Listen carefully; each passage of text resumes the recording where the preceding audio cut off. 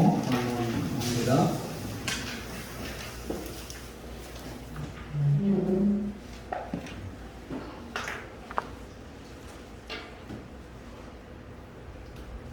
일절로 8절의 말씀을 합독을 하겠습니다. 시작.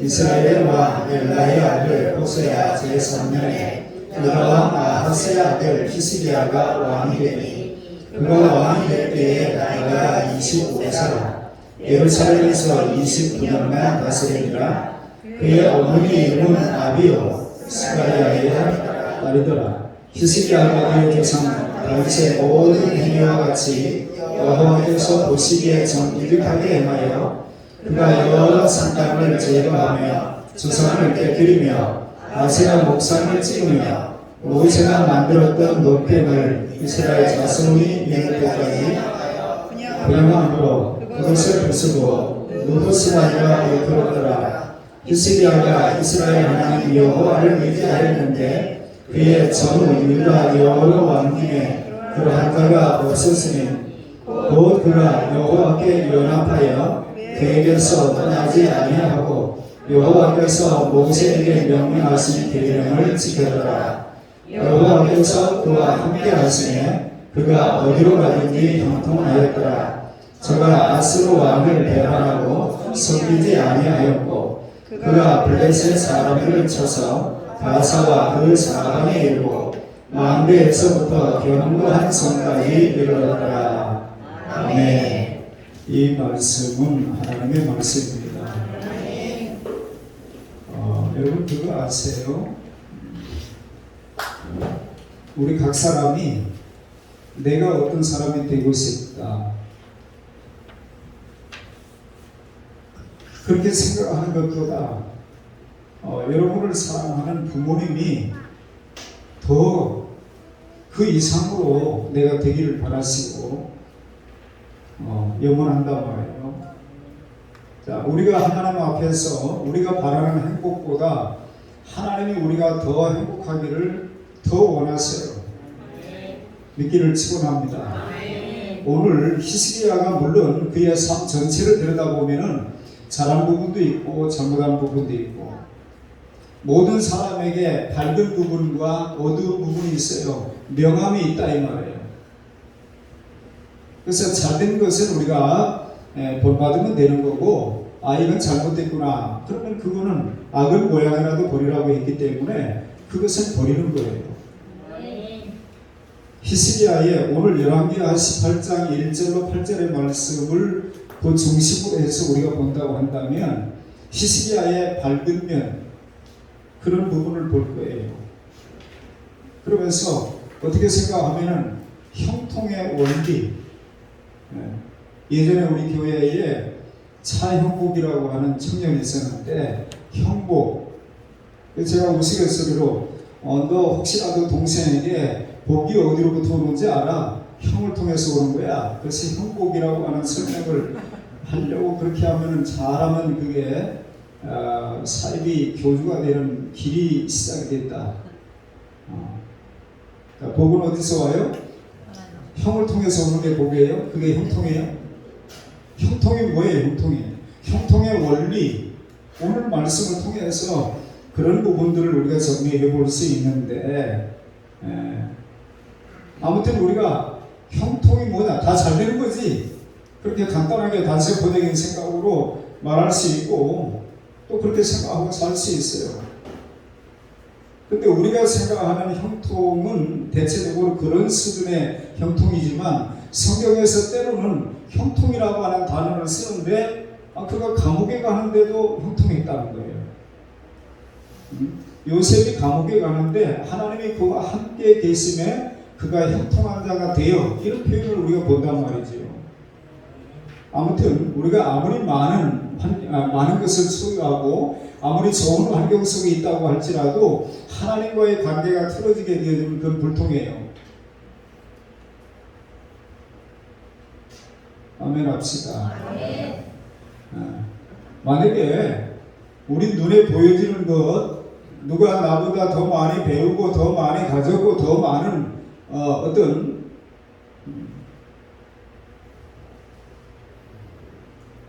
그의 삶이 우리가 보기에 아무리 대단하게 보여지더라도 하나님과의 관계가 틀어지게 되어지면 그건 불통이란 말이에요. 왜요? 그 결국이 어떠한지를 우리가 알기 때문에 그런 거죠. 근데 지금은 별거 아닌데도 불구하고 그가 하나님을 의지하고 여호와를 기뻐하는 것이 너희의 힘이라 그랬잖아요. 느헤미야서 8장 10절에 보면 여호와를 기뻐하는 것이 너희의 힘이니라. 누가 힘 있는 자예요? 세상에서는 돈이 많은 사람이, 권력이 높은 사람이 자기 마음대로 이것저것 할 수 있는 어떤 역량을 갖춘 사람이 힘 있는 사람이라고 보지만 성경은 여호와를 기뻐하는 것은 너희의 힘이니라. 하나님께 가까이 함이 내게 복이라. 성경은 그렇게 말한단 말이죠. 서양 속담에 끝이 좋은 것이 좋은 것이다. 마지막에 웃는 자가 승리자다. 우리가 그런 측면에서 볼 때에 지금 우리 눈앞에 드러나고 있는 여러 가지 그런 것들은 어떤 한 부분이 될 수 있어요. 그리고 그것은 일시적으로 우리가 누리고 살 수 있는 어떤 좋은 근거는 될 수 있어도 그걸 가지고 형통과 불통을 얘기할 수는 없어요. 하나님이 우리가 원하는 것보다 더 간절하게 우리 모든 하나님의 백성들이 형통하기를 원하신다고 하는 사실을 기억하시길 바랍니다. 저도 여러분이 잘 되기를 바라요. 저도 잘 되기를 바랍니다. 근데 그렇게 하려면 어떻게 해야 되느냐? 우리가 성경의 원리를 따라가야 되는 거죠. 그것을 오늘 히스기야의 삶의 어떤 한 부분을 살펴보면서 우리가 그가 중요한 것은 오늘 제목을 제가 하나님을 의지하였더니 5절에 보니까 그렇지요. 히스기야가 이스라엘 하나님 여호와를 의지하였는데 그의 저 유다 여러 왕 중에 그러한 자가 없었으니 곧 그가 여호와께 연합하여 그에게서 떠나지 아니하고 여호와께서 모세에게 명령하신 계명을 지켰더라. 하나님을 의지한다고 하는 것은 하나님과 연합하는 거예요. 그분과 가까이 하는 거예요. 그분의 말씀대로 우리가 순종하며 사는 거예요. 그러한 모습이 저와 여러분의 있기를 바랍니다. 수많은 사람들이 힘들다, 어렵다, 안 된다 이런 고백들을 수시로 하면서 살아가고 있습니다. 신문지상에 나오는 삶에 대한 모든 지표들은 하향 곡선을 그리고 있습니다. 세상 만사가 내 뜻대로 되는 것은 아니지만 사람들은 신불신간에 모든 동일한 소원을 가지고 있습니다. 그것은 형통에 대한 소망이에요. 그런데 형통의 소원은 모두 다 가지고 있지만 형통의 소원을 갖고 사는 그들이 정작 형통의 비결이 뭐냐고 물어보게 되어지면 잘 몰라요. 어떻게 하다가 미국에서 근자에 지금까지 복권 당첨 액수에 신기록을 세운 어떤 얘기를 제가 뉴스를 통해서 들었어요. 우리나라도 복권이 많이 있지요.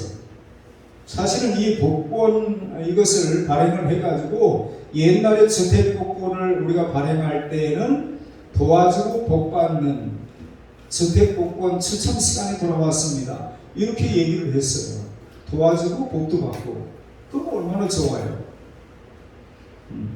근데 신자된 우리 입장에서 볼 때는 그런 사행심을 조장하는 그런 일들은 국가가 안 해야 되는데 그게 돈이 되기 때문에 하는 거예요. 그걸 팔게 되어지면은 얼마나 많은 수익을 올릴 수 있는가.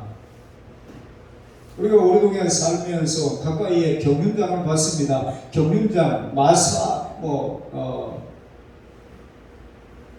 마사회 우리나라에 그런 것도 또 있죠.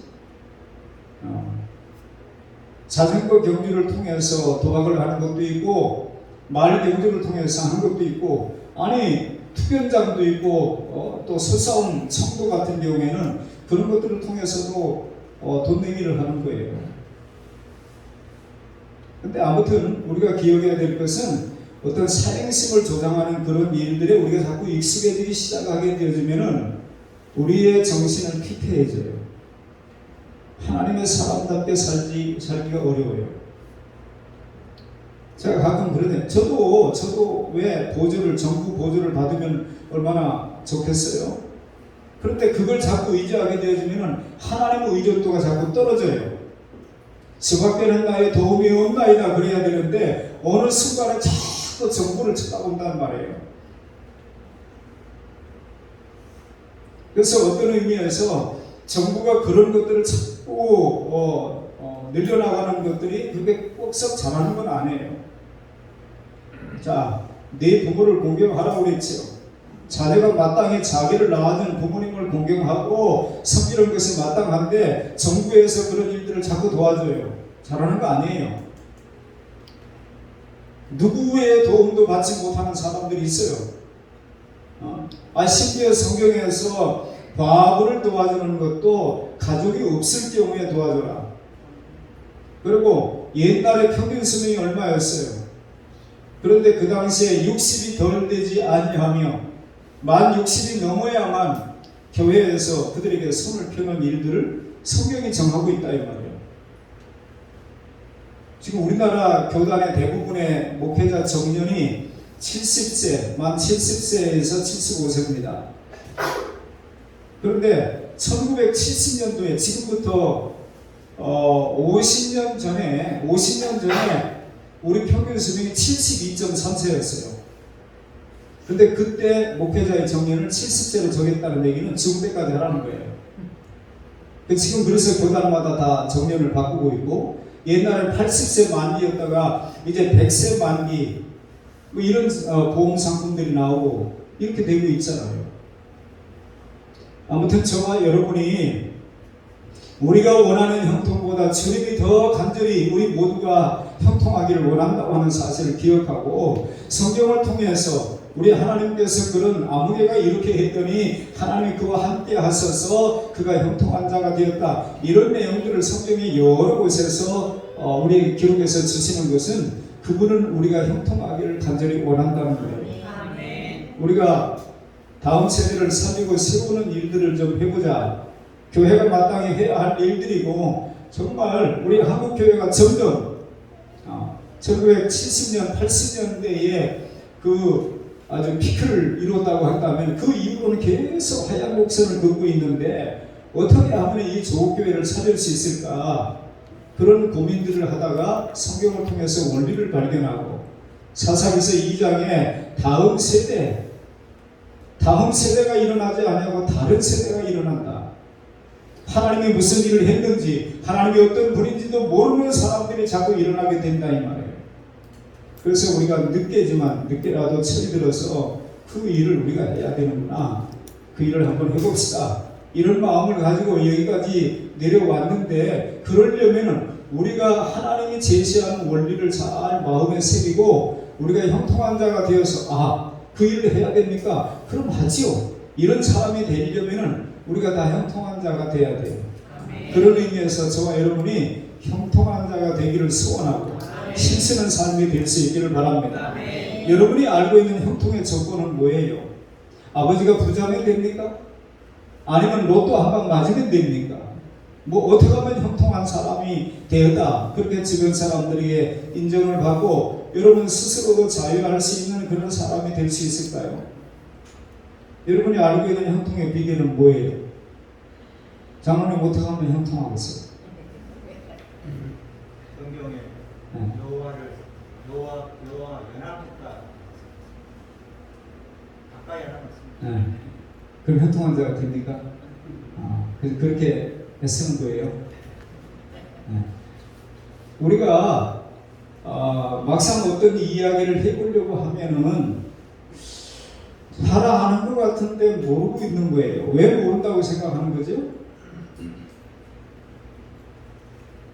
원리는 알고 있는데 내 삶 속에 그게 적용되는 것이 많지 않기 때문에 그저 뭐 어떤 유행가 가사 중에 가까이 하기에는 너무 먼 당신이 돼버리는 거예요. 형통 좋기는 한데 나하고는 별로 관계 없고 교회는 아무개가 수십 년 다녔는데 그냥 그래 이런 얘기를 듣는 거잖아요. 우리가 비결을 주님이 다 알려주셨는데도 불구하고 그것이 우리 것이 안 되는 이유가 뭔가 오늘도 살펴보고 다시 그렇게 한번 해봐야 되겠다. 이런 선한 다짐과 결단이 우리 모두에게 일어날 수 있기를 축원합니다. 제가 알고 있는 형통의 비결은 제가 뭐 세상을 사는 게 뭐 많지 않아요. 그리고 제가 제게서 나온 지식, 경험 이런 것들은 완전하지가 않아요.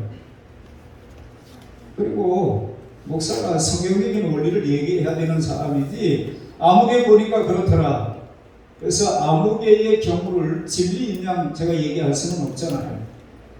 제가 알고 있는 성경을 몇 군데 찾아보니까 창세기 39장 2절에 보니까 여호와께서 요셉과 함께 하심으로 그가 형통한 자가 되어.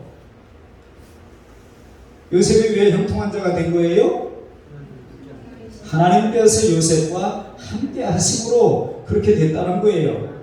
신명기서 29장 9절에 보니까 너희는 이 언약의 말씀을 지켜 행하라. 그리하면 너희가 하는 모든 일이 형통하리라. 언약의 말씀을 지켜 행하면 형통한 자가 된다. 역대하 20장 20절에 보니까 선지자를 신뢰하라. 그리하면 형통하리라 그랬어요.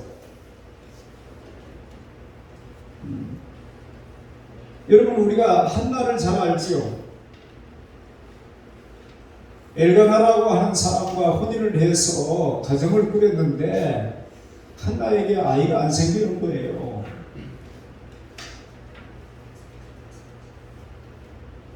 그런데 웬일인지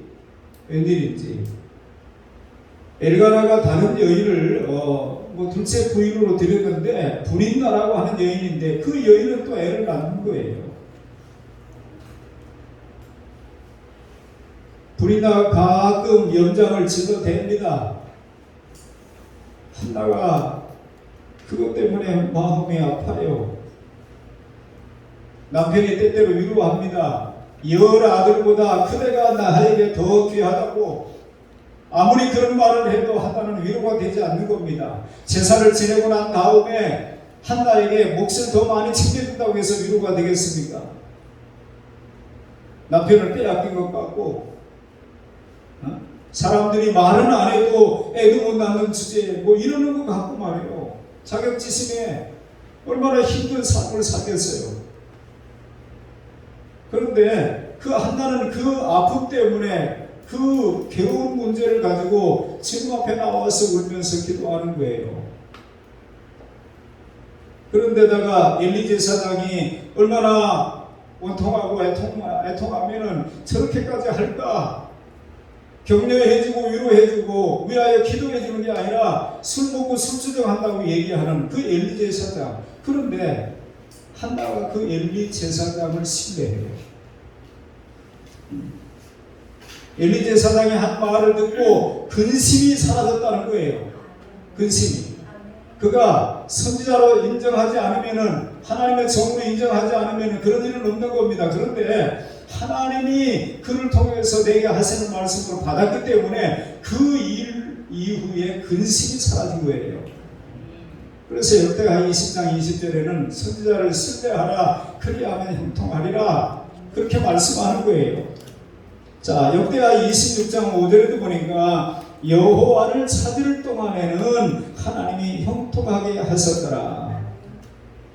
하나님을 찾아야 된다는 겁니다. 정말 하나님을 찾을 동안에는 하나님이 형통하게 하셨다고 하는 것을 믿는다면 우리가 할 수만 있으면 하나님을 찾는 일을 즐거워해야죠. 어쩌다 한 번이 아니고 여러분 상습, 도박이라고 하는 것도 범죄라고 하는 것도 어쩌다가 우발적으로 이렇게 하는 부분 때문에 문제 삼는 경우보다는 그것이 반복될 때에 이건 습관성이다 그렇게 인정이 되어지면 형이 커지는 거예요. 그럼 우리가 하나님을 찾는 것도 어쩌다 한 번은 그 습관을 쫓아 하는 것이 아니고 귀에 있는 대로 정말 사모하면은 시편 기자가 말한 대로 야경이 깊기 전에 내가 깨었나이다. 꼭 5시 돼야만 꼭 주일날 11시 돼야만 하나님을 찾는 것이 아니고 어떤 때는 사모하는 마음 때문에 그분을 묵상하고 그분을 구하고 찾다가 때로는 밤을 꼴딱 새우기도 하고 야경이 깊기 전에 깨기도 하고 밤이 맞도록 그렇게도 할 수 있고 그런 거예요. 그쯤 돼야 우리가 그런 표현을 하는 거예요. 정말로 사모한다라고 하는 말은 그럴 때 쓰는 것이지 그냥 어쩌다 내가 계획한 대로 내가 정한 대로 그렇게만 하는 것을 가지고 사모한다, 찾는 것을 열심을 낸다 그렇게 말하는 거 아니란 말이에요. 시편 122편 6절에 보면 예루살렘을 위하여 평안을 구하라. 예루살렘을 사랑하는 자는 형통하리로다. 믿기를 축원합니다. 그러면 성경 구절 5개만 지금 살펴봐도 어떻게 하면 우리가 형통할 수 있는가? 답은 나왔잖아요. 하나님이 함께 하시면 형통한 자가 될 수 있다. 근데 하나님이 아무하고나 함께 하지 않아요. 성경에 보니까 하나님은 은혜 줄 자에게 은혜를 주신다고 그랬고 우리가 구원은 하나님의 은혜로 선물로 우리가 받는 것이라고 하지만 여러분 복이라고 하는 것은 영육간에 행함으로 받는 거예요. 심은대로 받는 거예요.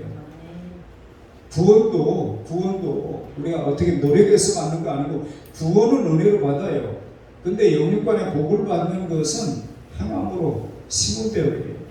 각 사람의 행한 대로 갚아 주신다.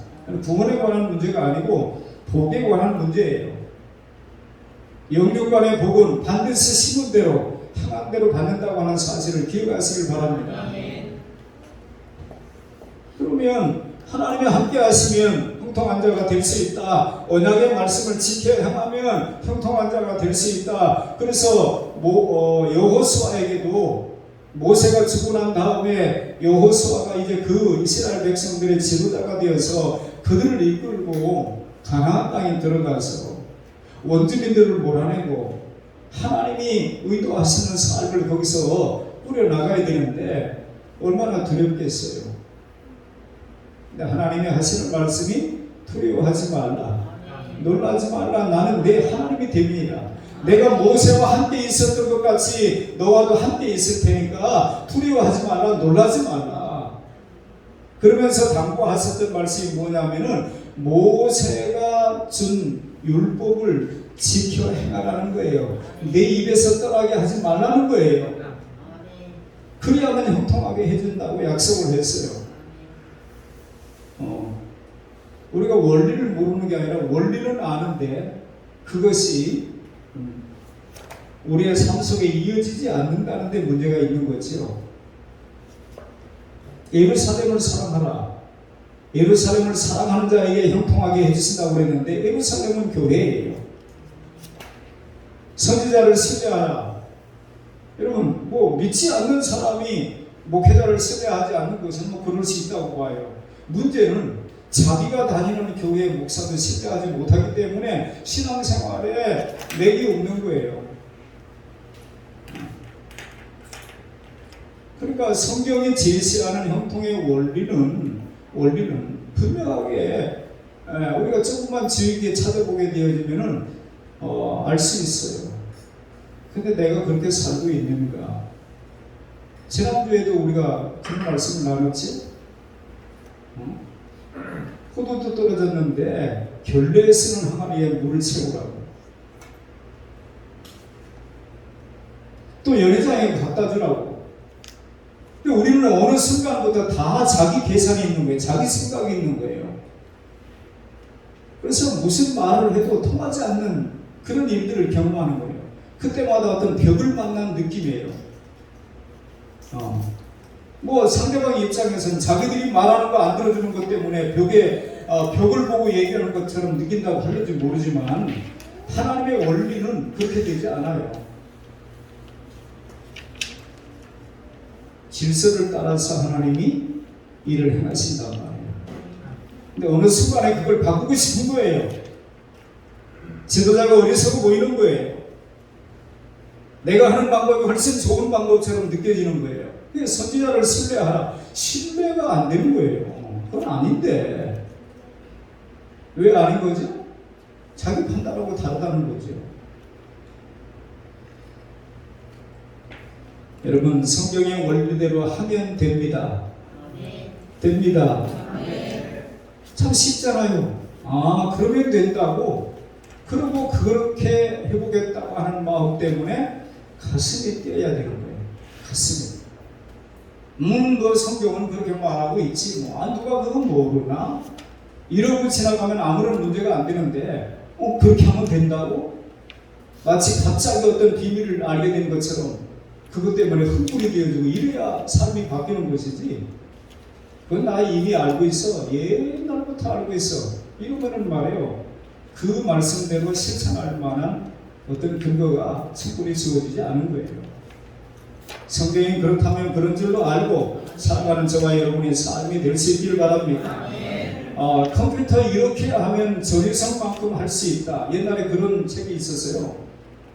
컴맹 탈출 그래서 컴퓨터가 이제 286부터 이렇게 계속 보급이 될 때에 컴퓨터를 배우려고 하는 이런 일들이 굉장했죠.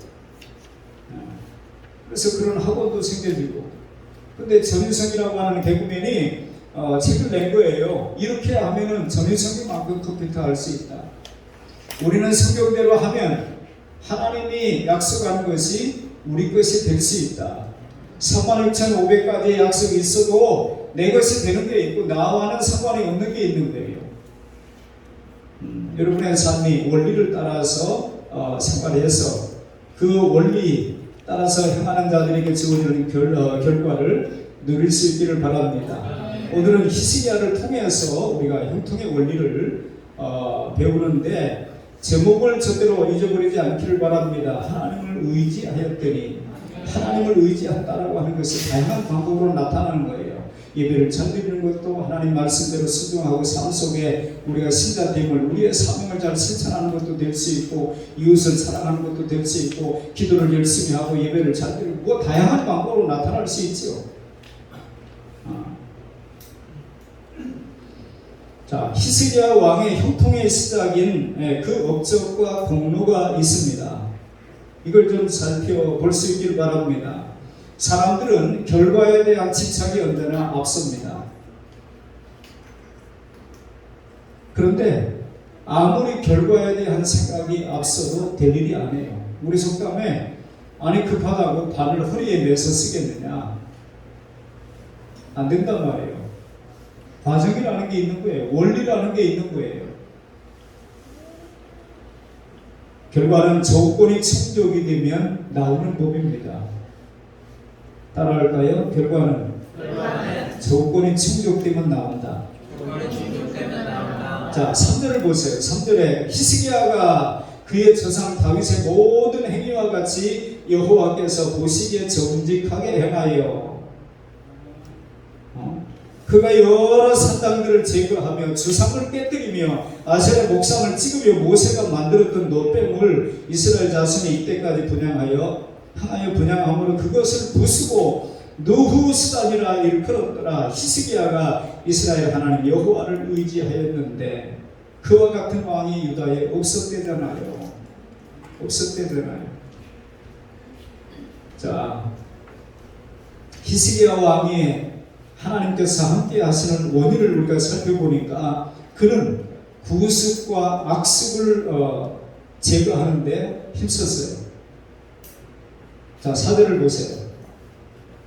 그가 여러 산당들을 제거하며 주상을 깨뜨리며 아세라 목상을 찍으며 모세가 만들었던 노뱀을 이스라엘 자손이 이때까지 행하여 분양함으로 그것을 부수고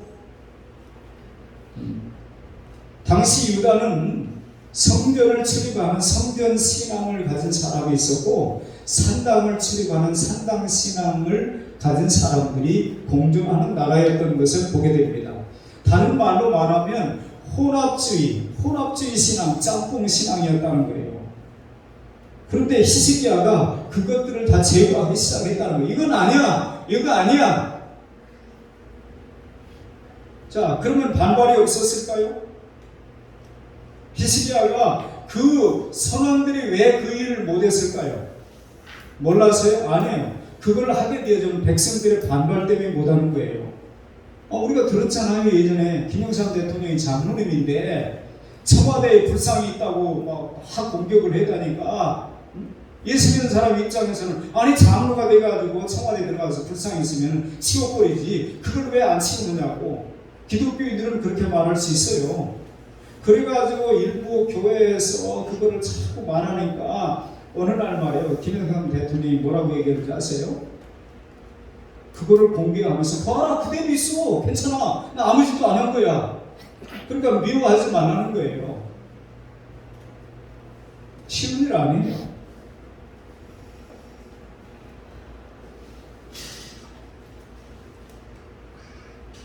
히스기야 왕이 이런 일들을 한 것은 선대 왕들도 손을 못 댄 일이라고 해요.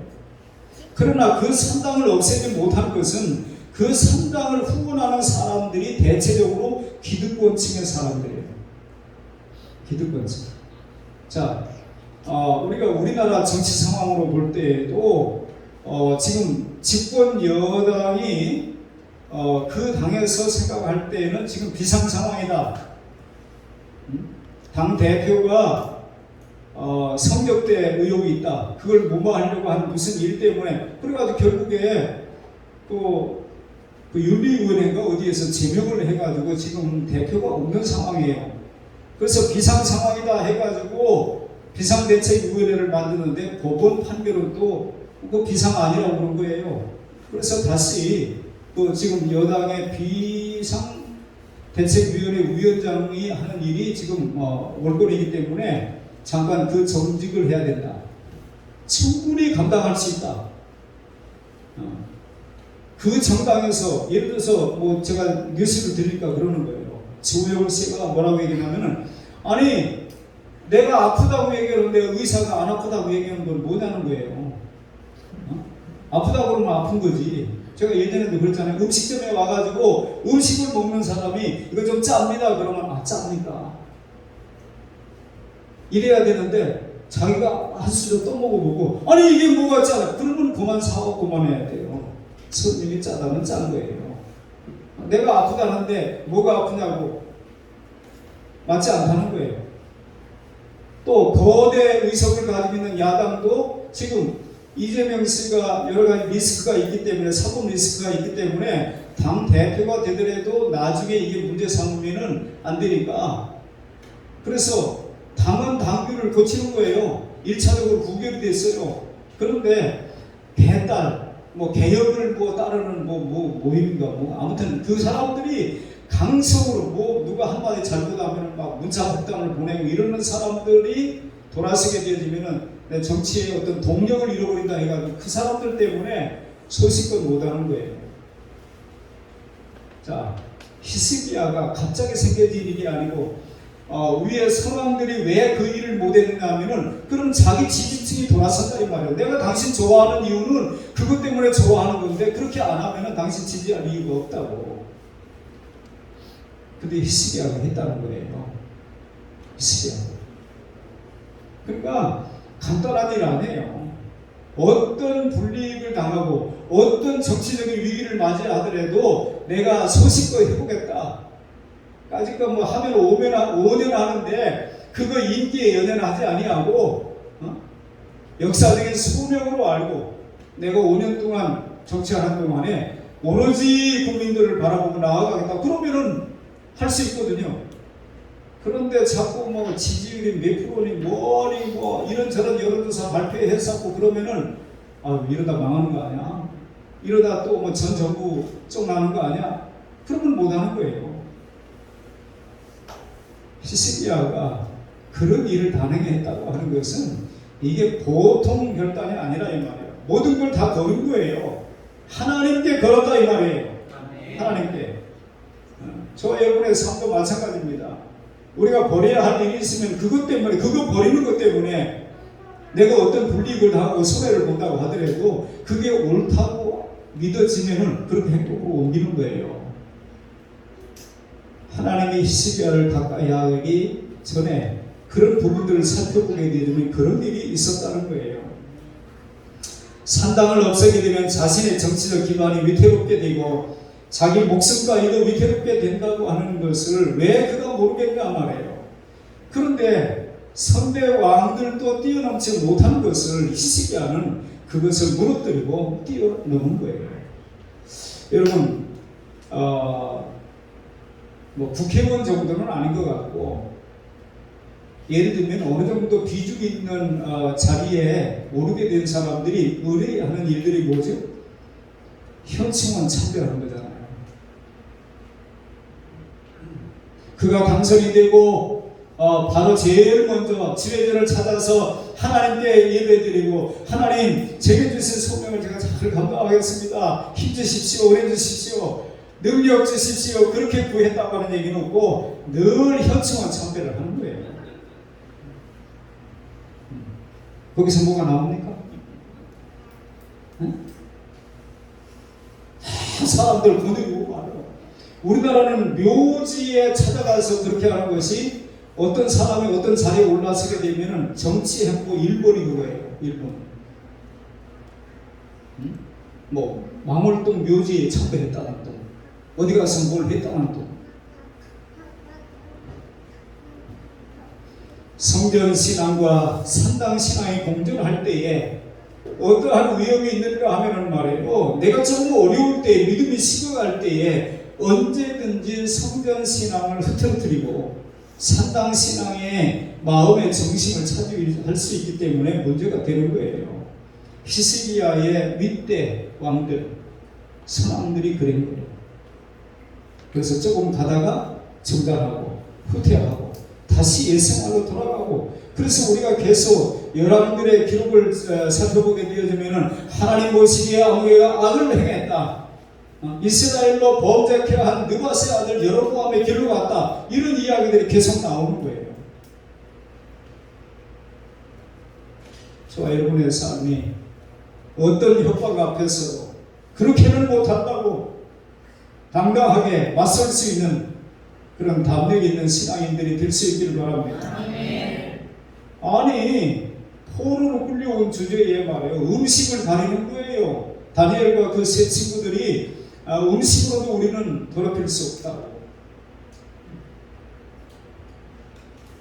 그리고 자기들이 음식을 주문하는 거예요. 거기가 뭐 주문 식단제입니까? 자기들이 달라고 하는 것을 갖다 주게. 근데 다니엘과 그 세 친구들을 잘 관리해서 나중에 바벨론에서 그들을 써먹으려고 그러는데, 그들을 잘 관리하지 못했다고 하는 책임을 면할 길이 없단 말이에요. 한 관장이 왜 자기 목숨을 걸어요? 쓸데없이.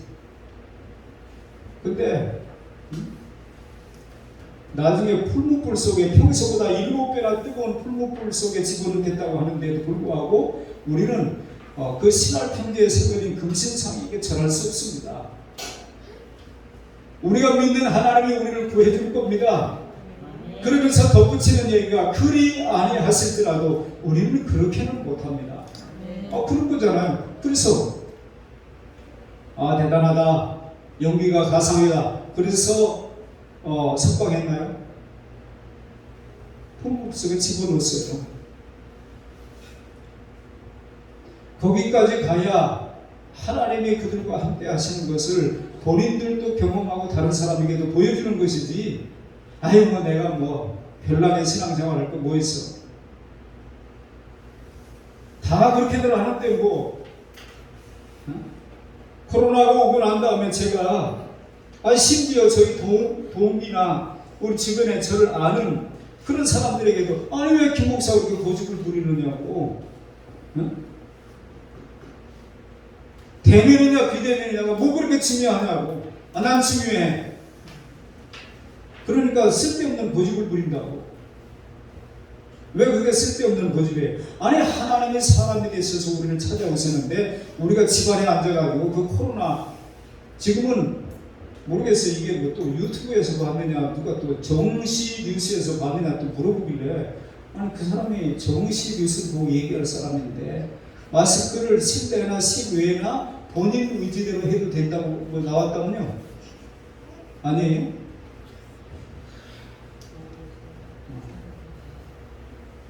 아니 그거 하나도 못 지켜주는 하나님. 옛날에 우리 앞선 신앙의 선배들이 교회 부흥회하는데 가보자고 해서 갔는데 말이야 고무신 잊어버렸대요.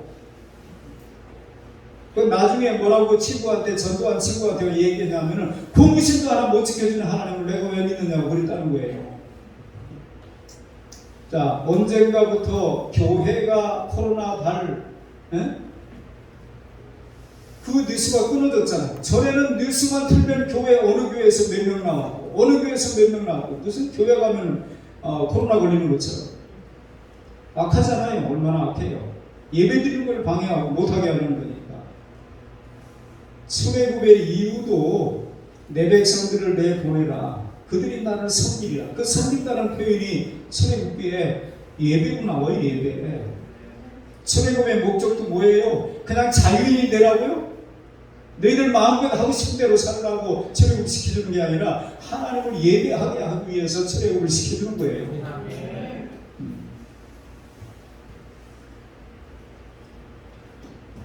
오늘날 많은 사람들이 성전신앙과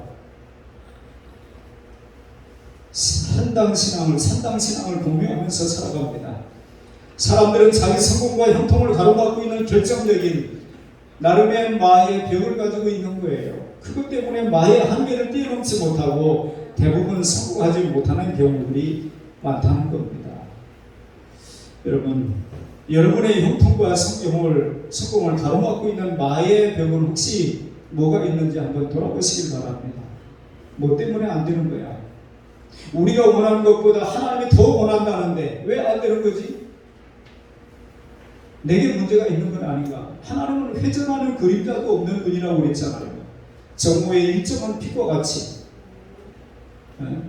하나님의 입에서 나간 말이 헛되이 내게로 돌아오지 않냐고 그 일에 형통하여다. 성경은 그렇게 말하고 있는데 왜 안 되는 거지?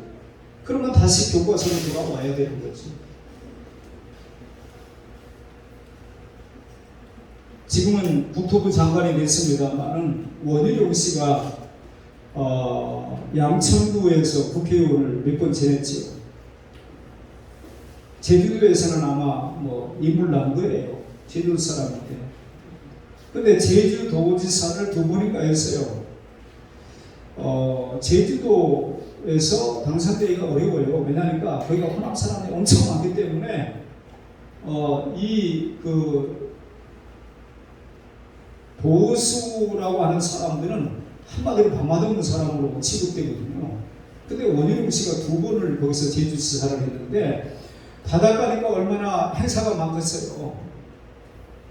그런데 이 원희룡 씨가 나 예수 믿는 사람이기 때문에 나는 그런 일을 못한다. 지사로서 내가 그 자리까지는 가는데 나한테 당신들이 절을 하고 뭐라 하는데 나보고 그런 일을 하라고 하지 말라. 당신들 신앙이 중요하듯이 내 신앙도 중요하지 않느냐. 그래서 한 번도 하지 않았다는 거예요. 한 번도. 그러기가 쉬운 게 아니고 너 그렇게 고집 부리면 다음에 너 없어. 국물도 없어. 국물이 식은 노스프예요. 다음번에 표 안 주는 거예요. 그런데도 앉지는 말고 니들이 앉아서 안 하는 게 못하는 게 아니고 하나님이 다른 계획이 있는 거야. 이렇게 생각하는 거예요. 그걸 누가 감당합니까? 온갖 협박과 위협과 공갈에 히스기야도 시달렸다고 우리는 보는 거예요. 그런데 이게 없기 때문에 시달리지 않았기 때문에 할 수 있었다 이렇게 생각하는 거 아니에요.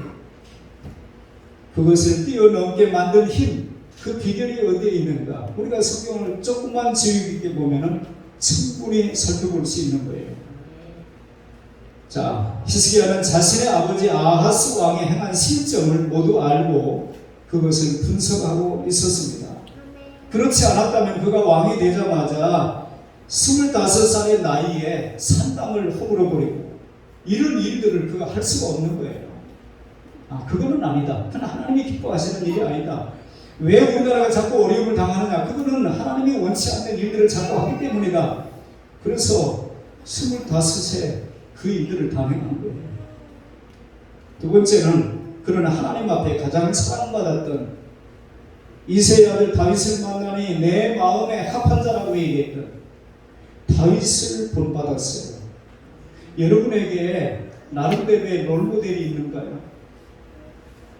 옛날에는 어떤 위인전을 보면서 나도 이 사람처럼 해야지, 나도 그래 가야 되겠다, 나름대로 그런 것들이 있었어요. 근데 현대인들은 다 자기가 똑똑해가지고 누구를 본받고 말고 할 게 없는 거예요. 근데 히스기야는 다윗의 길로 갔다요. 다윗의 길을 그가 본받았다는 거예요. 여러분 모두도 성경 속의 인물을 롤 모델로 삼아서 그분을 닮기 위해서 노력하는 그런 사람이 될 수 있길 바랍니다. 세 번째는 그에게는 좋은 믿음의 조력자가 있었어요. 2절에 보니까 그가 왕이 될 때에 나이가 25세라. 예루살렘에서 29년간 다스리니라. 그의 어머니의 이름은 아비요. 어미요? 그러면 이해가 되는데, 어머니의 이름이 아비요. 어머니의 이름은 아비요. 스가리아의 딸이더라. 대체적으로 어머니의 이름을 언급할 때에는 별로 영향이 없을 때는 언급하지 않아요. 근데 언급할 때는 어머니가 아주 악했다든지 아주 하나님 것이 괜찮았다든지 그럴 때에 어머니 이름이 언급이 되죠. 그리고 또 누가 있었죠? 히스기야 주변에 이사야가 있었잖아요. 이사야. 그러니까 저와 여러분에게 나름대로 누군가, 예를 들어서 제가 방송도 예를 들어서 그래요. 텔레비전 채널이 많잖아요.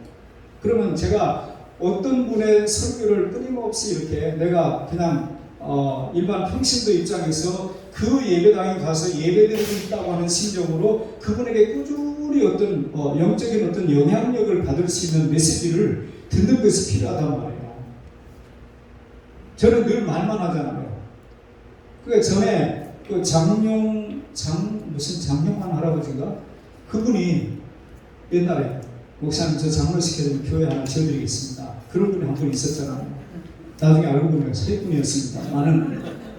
아무튼 그분이 그러는 거예요. 말은 몰라요. 세상을 오래 살았기 때문에. 근데 목사님 그냥 목회만 교인들한테만 설교하고 목사님이 누구에게인가 설교를 들으시는 기회를 갖지 않는 것은 별로 좋은 거 아닙니다. 그때 우리가 저녁 예배 드릴 때니까 그 이야기를 가만히 듣고 맞는 말이잖아요. 근데 그럴 여유가 어디 있어요, 주일날. 근데 저녁 예배 드리니까 우리 오전 예배 드리고 점심 먹고 저 잠깐 충현교회도 가보고 광림교회도 가보고 이렇게 좀 가보자는 거예요. 그러면 목사님이 생각하는 폭이 훨씬 넓어질 겁니다. 제가 그걸 선하게 받아들이고 갔어요. 갔더니 사랑의 교회는 전담, 개 봐주는 전담 교육자가 있습니다. 제가 충현교회를 갔더니 조그만 통 하나 들고 다니면서 애들 입 막는 것만 하는 교육자가 따로 있어요. 그거 빨고 있는 동안에 떠들지 않으니까. 저는 그런 부분들이 거슬리면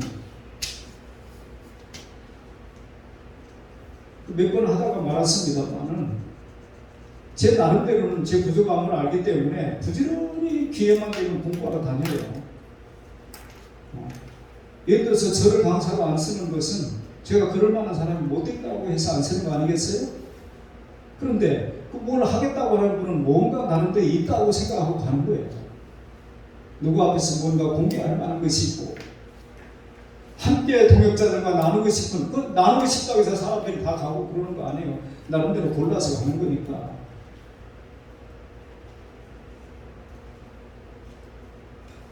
여러분, 롤 모델을 수공교회 교육자들은 다 조용히 목사님이에요. 얼굴 안 보면 다 순례를 내가지고 왜냐니까 존경하니까.